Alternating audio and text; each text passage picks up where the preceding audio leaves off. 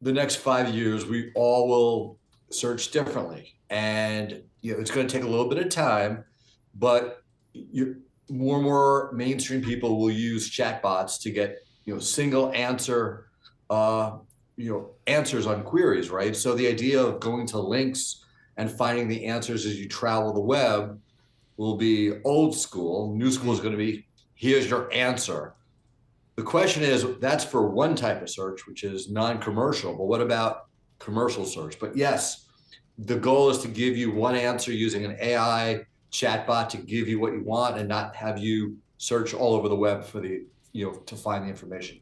So that's the core of Google. How do they respond? How do they adapt?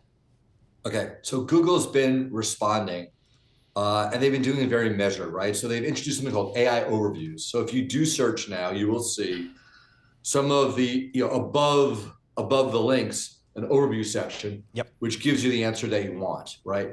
Their point is, in the overview section, people then tend to click from there to a destination, and they spend more time in the destination. So that gives you an overview, clearly, but if you're interested in the history of the New York Rangers, you will leave that overview and go to the Ranger homepage, right? That's what they're saying.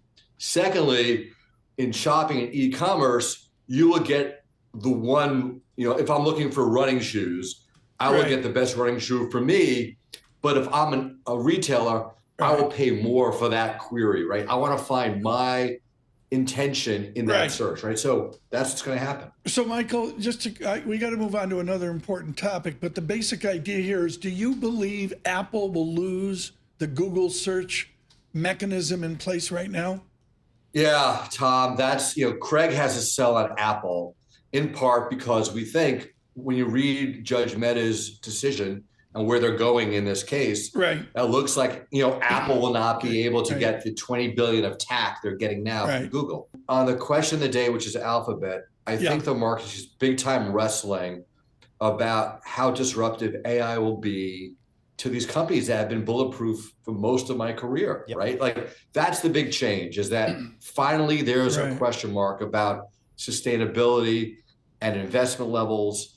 And I think you've got, Alphabet in that zone of like, look, there's uncertainty here for the first time.